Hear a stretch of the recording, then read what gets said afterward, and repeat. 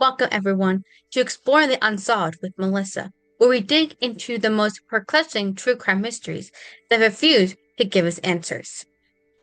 And today, I want to give you all a thank you for joining me in January last month's true crime cases that focus on John Does. Hopefully, your eyes and ears will help these John Does get their names back.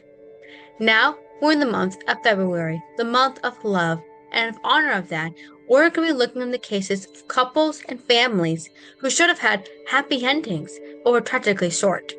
Welcome to the first episode of Tragic-Wary. Tragic love, tragic stories of love that remain unsolved.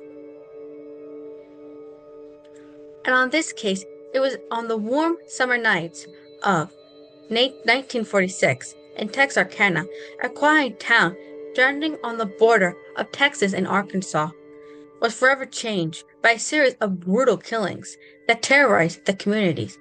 These crimes will forever be known as the Phantom Moonlight murders that remain unsolved to this day.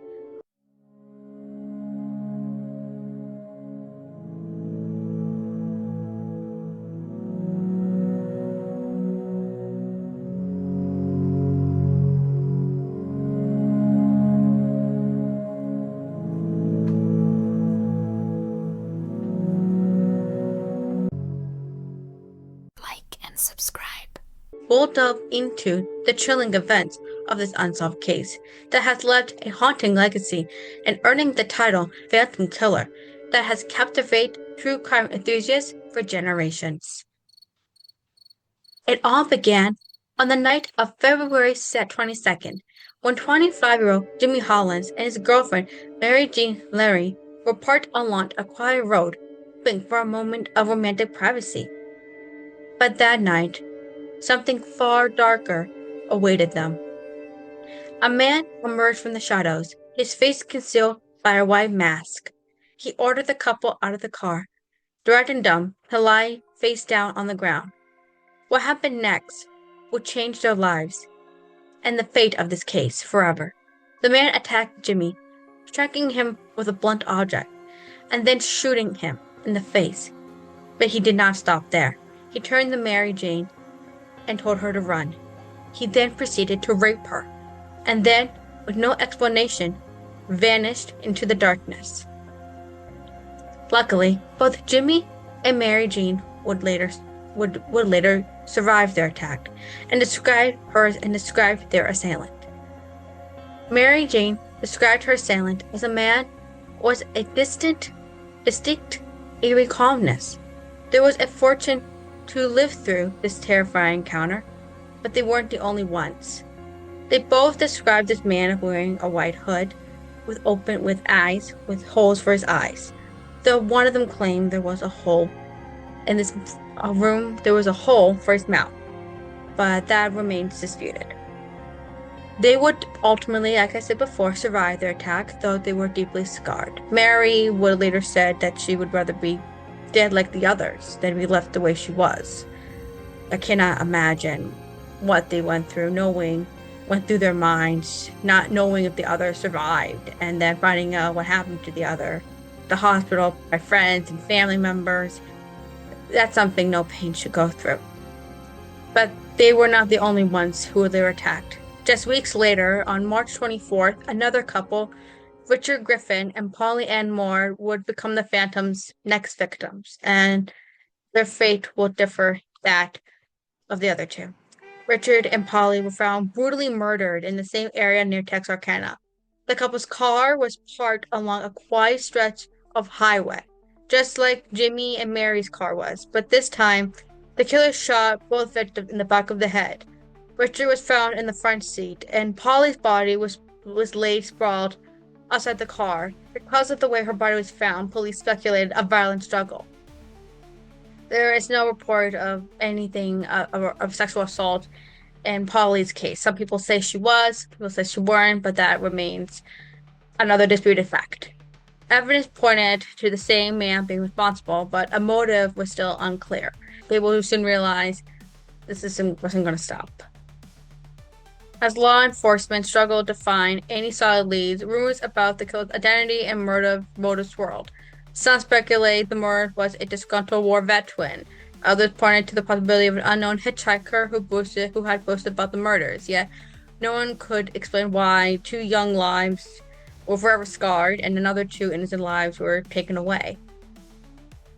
In the wake of the murders, the terror in Texarkana only deepened. People locked their doors at night, businesses closed early, gripped the community. With each passing day, the phantom seemed to slip further into the darkness, his identity remaining elusive, despite the ongoing police investigation. The FBI even got involved at this point. The attacks by this point, the 2 that we have known, happened in remote areas. But there is another crime that many people believed was the Phantom's final assault in Texarkana. This happened on April 14th. A couple by the name of Paul and Betty were in their home, where a man shot Paul through the window and then shot Betty. Paul was killed, but Betty miraculously survived. And how she survived is her admirers. She managed to run up to her room and call the police. She was shot as well, multiple times. A bullet stuck underneath her tongue. She called the police, and when the killer tried to break into the home, hoping to maybe finish killing her off, she managed to run to the neighbor's home by using another way and escaped. At this point, the Phantom killed 3 people and then injured 2. Betty ultimately survived her attack and gave as many information for the police as she could. And ultimately, they were not able to find him. Now, I put this here because some people don't believe that Paul and Betty were targets of the Phantom Killer. People thought this was a random robbery gone wrong. But when you look at the fact that they were many of the victims, they were a couple. They were both shot, and their house was kind of in a remote area, if almost you would say. But they were attacked in their home and not on a couple's road like the other victims were. I personally believe that Paul and Betty were victims of the Phantom Killer. Now let's look why. Like the other 2 couples, they were alone. They were just by themselves, no police, nothing. But when the killer attacked couples on remote highways, like lovers' lanes or places that he knew no one would be around, especially after midnight. However, after getting away with 2 murders and hurting another 2 couples, people thought maybe he's gained confidence enough to attack someone in their home. Now, this is a little more tricky because killing someone in their own home, and if you're a complete stranger, that would be more difficult. The killer, first of all, has to have access to the home. No window is open. If they unlock their doors at night, which doorway was simple? You need an entryway. Second of all, you need the layout of the home. You need to know where the couples live. What is their nightly routine? Does the husband watch TV? Does the wife go into the room who goes to bed first? How do I overpower the husband? Because you need to overpower a male as you want control over the female in many killers' cases. Now, this is where also the killer may have made a mistake. He realized that despite successfully killing Paul, Betty was a little more difficult because she was able to get to her room. The killer was not able to get Betty get into the house quick enough to know once the killer entered the home. He didn't know where Betty was. He didn't know what room she was in. At that point, the killer realized he made a mistake, especially when Betty went to a neighbor's house, ran to a neighbor for help. He ran away after knowing the police would be there within a matter of minutes. And this was the last known reported crime of the Phantom Killer. There's been other possible victims, including Virgil Starks and Kate Starks, who were both killed, Earl McSpark, who was killed, and Virginia Carpenter, who disappeared and whose body and whereabouts still remain unknown to this day. The aftermath was immediate, like I said before. People were scared. People were afraid to go out online. Couples were terrified, especially when how do you overpower 2 people? The case remained a mystery, we have very little evidence to go on other than the bullets. They knew it was some kind of caliber handgun, most likely a .22, and he had no DNA. The killer didn't leave anything behind. And there's been a lot of people who speculate who this killer could be. Despite numerous suspects and theories ranging from Yolo Sweeney, a known car thief, to a mysterious German prisoner of war, no one was ever charged with the murders. Sweeney's wife, Peggy, even confessed that her husband was the phantom killer, but she later recanted her statement, making her testimony unreliable, and no concrete evidence ever connected him to the crimes. Sweeney for a long time, people thought that the profile of the suspect, he was a loner, he was a white male.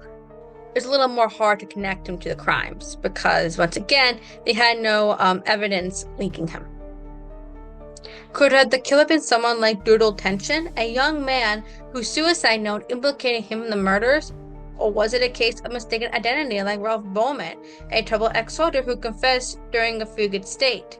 The case was filled with so many bizarre twists and dead ends, leaving more questions than answers. The killer never struck after the break-in of the home, and that's where things took a more interesting turn, considering there was no more murders, no more similar crimes reported in the area. Police were left at a standstill of to what happened. The mystery of the Phantom Moonlight murders will linger on for years, as law enforcement pursued countless leads. One of the most haunting moments came when the investigation discovered the killer may have been right under their noses. A former suspect, a saxophone peddler who actually knew one of the victims, was questioned after attempting to sell a bloody saxophone, which belonged to one of the victims. But he was cleared after the interrogation.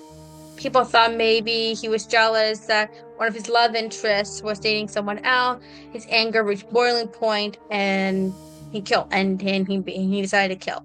He liked killing. He went again. There was no connection to the other victims besides his love interest, who many speculate may have been Polly. But at this point, there was no solid leads. Perhaps one of the most unsettling leads was the discovering of a potential serial killer, in the form of a hitchhiker who had boasted of witnessing about killing 5 people. But with the killer's strange obsession with secrecy and the fact that he had vanished after each attack, this theory never fully took root. It wasn't until after the investigation into the murders began to cool that a truly new theory began to emerge. Some people believe that the killer might have been a local. Someone blending into the community, hiding in plain sight. After all, there were reports of someone matching the killer's description appearing in multiple places where the crimes occurred. The search turned up nothing substantial. Many people do believe the killer was someone native to Texarkana, even someone who grew up here or spent a majority of their life here. He would have known where the lovers' lanes were, knew what roads to take, knew how he could get in and out of these areas without being seen, and yet the police still had nothing on him. He would have to know which lanes would be more secluded. They would have to follow the couples closely and blend in. That this is a small town. They would notice an outsider almost immediately. Yet there was no reported outsiders.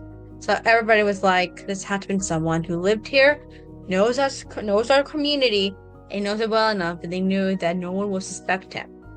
As the years passed, the Texarkana Moonlight murders became an enigma. The killer's identity, his motives, the full extent of his crimes remained unclear. There's a part of his case that continues to haunt the community, a chilling reminder of the fear and uncertainty that the phantom killer left behind. Now let's look into some of the more of the theories. I went through some of the suspects, but now we're going to be looking at theories to who this killer might be. First theory is Joel Sweeney. He was arrested for a stolen car, and he said a comment like, "You just got me more than just for stealing cars." That made police, "What are you talking about? What do you mean by that?" And more went for it. And then his wife actually said, when his wife found out that he had been arrested, she was like, "How did they find out?" That man was like, "Wait a minute, what's going on here?" He actually had a shirt that belonged to one of the victims. His wife would later confess that he was the killer. And they found a gun that matched the same one that matched one of the crime scenes. But despite all this evidence, there was nothing really linking to the murder. So he had a shirt that belonged to one of the victims, he had this, he had that.